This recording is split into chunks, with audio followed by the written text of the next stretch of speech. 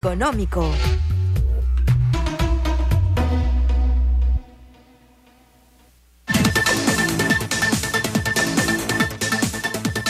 Bien, estamos de vuelta y estamos con Carlos Guamán de DN Consultores, con quien vamos a conversar sobre dos temas de telecomunicaciones. El primero, el rumor que salió ayer en un medio de comunicación chileno sobre el interés de Entel Chile por comprar Nextel del Perú. Y el segundo, sobre la negociación del Estado, el gobierno peruano, con Movistar para, imagino, las nuevas condiciones que quieren establecer al contrato de concesión. Carlos, buenas noches, gracias por estar acá. Buenas noches, David, un gusto estar acá. Comencemos por el tema más sencillo, lo de Entel Chile con Nextel del Perú. ¿Cuáles serían las razones por las cuales Entel estaría interesado y Nextel quisiera irse? Porque Nextel es una compañía que está en diferentes mercados de la región. Sí, precisamente cuando uno escucha una noticia como esa de Entel, un operador importante en Chile que podría estar interesado en una operación como Nextel Perú, la primera pregunta es efectivamente la que tú mencionas. Y ahí lo primero que debemos entender es el tamaño relativo de ambos casos. Entel Chile es una compañía que factura al año unos 2.500 millones de dólares en un país que tiene un tamaño de mercado de más o menos unos 8.000 millones de dólares. Entonces tiene un peso de 30% en un mercado de esa envergadura. ¿Solamente está en Chile? Solamente está en Chile, y en Perú es dueño de Americatel, un operador que todos conocemos.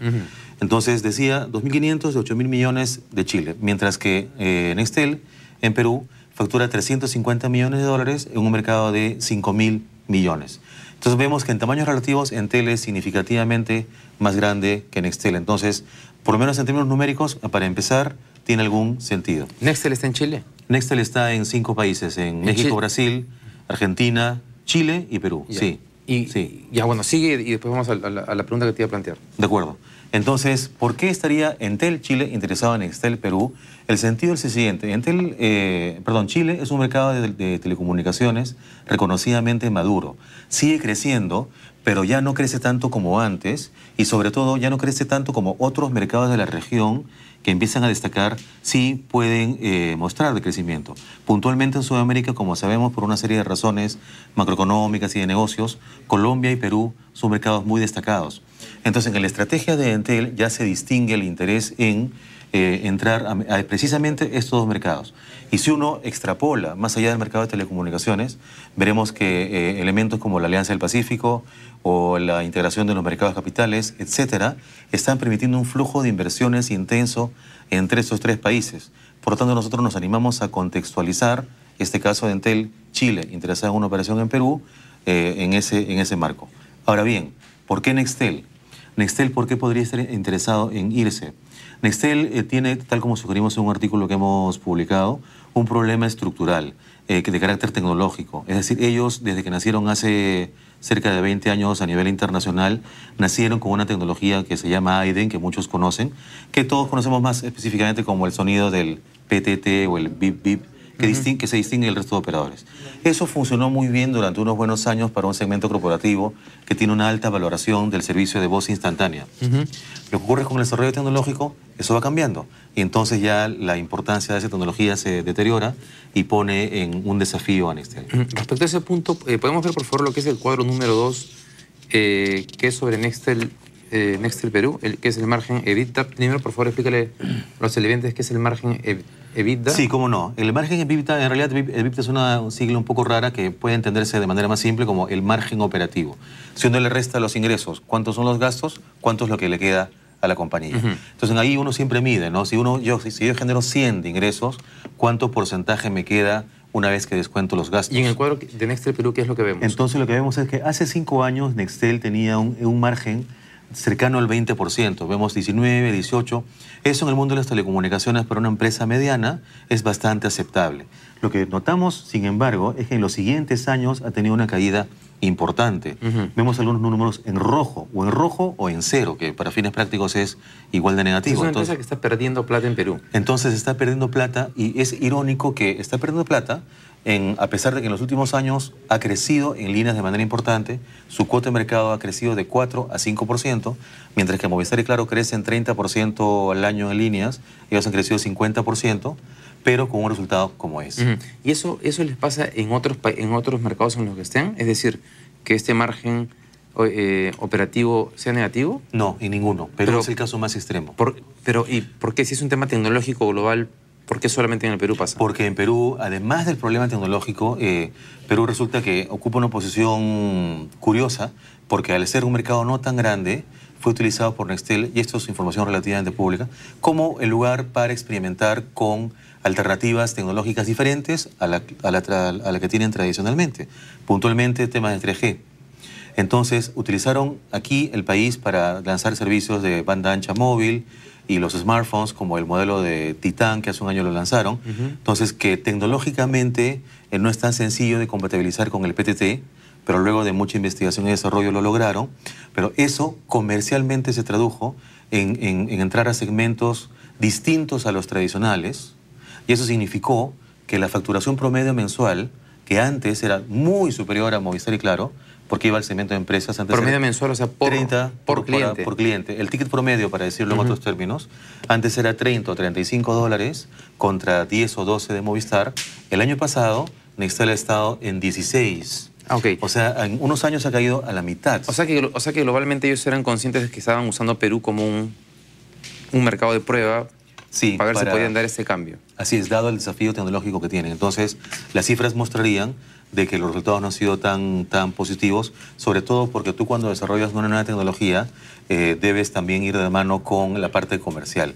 Y si uno mira la red comercial de Nextel, no es tan robusta como los otros. Vamos al otro cuadro, al que más bien muestra el margen operativo de la empresa chilena interesada en... que estaría interesada, mejor dicho, en comprar Nextel del Perú. Ahí lo que observamos más bien es una empresa con un margen muy por encima del promedio que tú mencionabas de 20%, digamos. Así es, efectivamente, sí, vemos que está en el nivel de 40%, que para empresas de envergadura es algo bastante aceptable, incluso superior, ¿no? A partir de 35% ya es bastante aceptado por los inversionistas, 40% es muy sano, y entonces decimos que está muy sólido, y justamente Chile le genera mucha caja a Entel, y Entel tiene el imperativo de invertir en mercados diferentes y tiene la solidez financiera para hacerlo.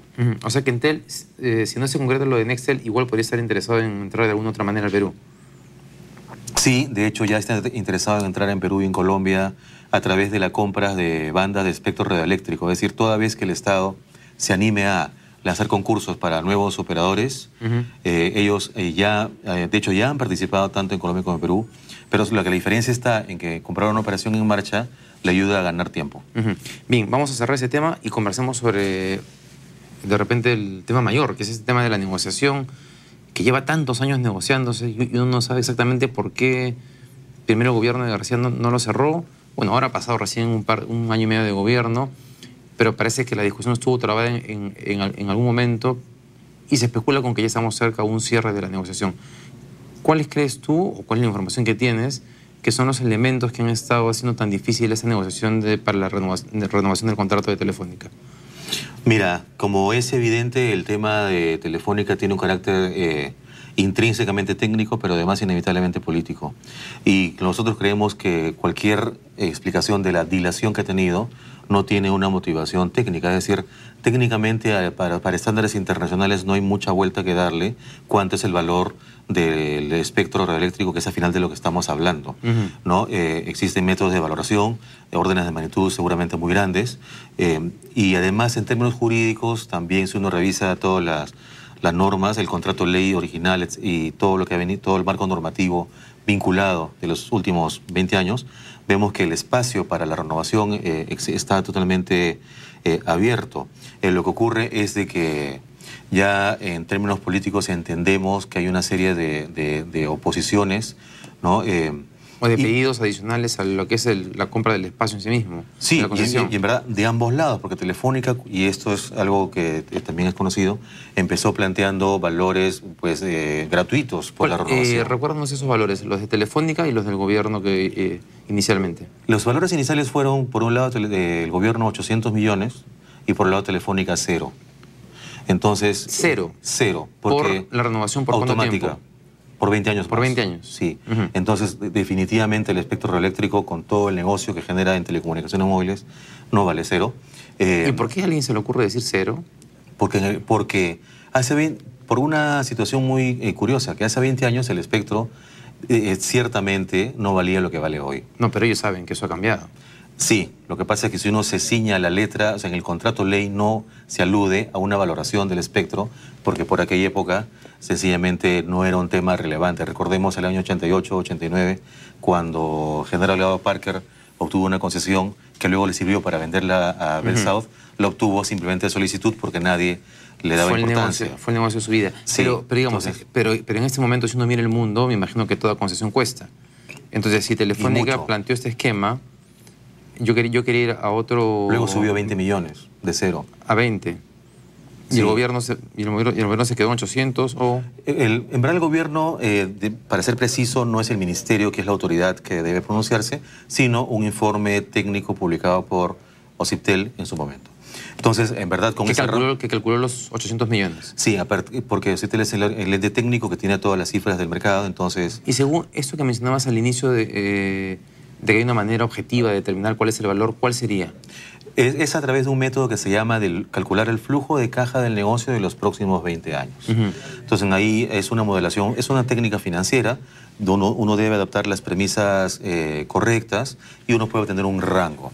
Ahí nosotros nos hemos pronunciado antes de que no, eso es bastante exigente, no es sencillo dar un número, pero claramente una cifra como 800 millones podemos decir que no es absurda, ¿no?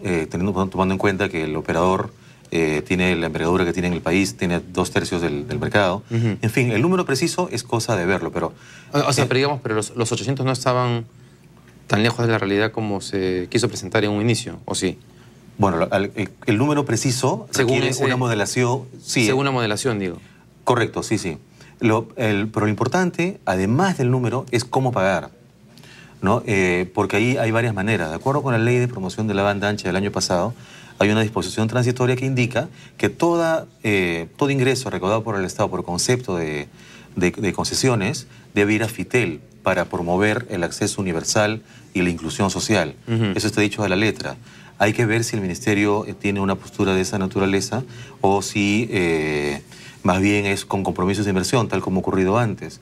Y ahí es un poco complicado, porque cuando es con compromiso de inversión no es tan sencillo para el Estado controlar, auditar, que cada año se vaya cumpliendo las cifras, porque quien conoce el negocio es el operador, no el Estado, ¿no? Ahora, Telefónica como compañía, ¿está pasando por una buena situación financiera? Globalmente... Como corporativo está bastante débil, pero Perú resulta ser en este momento uno de los países en mejor posición. Ya, eso es importantísimo. Entonces, o sea, globalmente tienen ciertos problemas, pero Perú es como una joya, o sea, como una... Junto con Chile. Perú y Chile son como una joya. Entonces, claro, golpear a una de las joyas en este momento a la corporación global es un poco difícil. Sí, pero hay un elemento adicional allí, que todo este contexto se da en medio de un proceso de concurso para el operador de la red dorsal, que va a ser el operador que va a recibir un subsidio importante del Estado para expandir la red de telecomunicaciones en el país a las 195 provincias que tenemos. Entonces ahí es evidente que Telefónica tiene un interés. Nosotros creemos que la participación que Telefónica podría tener desvirtuaría el concepto, porque el Estado en su norma dispuso que el operador dorsal debe ser neutro, es decir, un operador que no tenga clientes finales precisamente para no tener esa situación de conflicto de competidor y proveedor simultáneamente.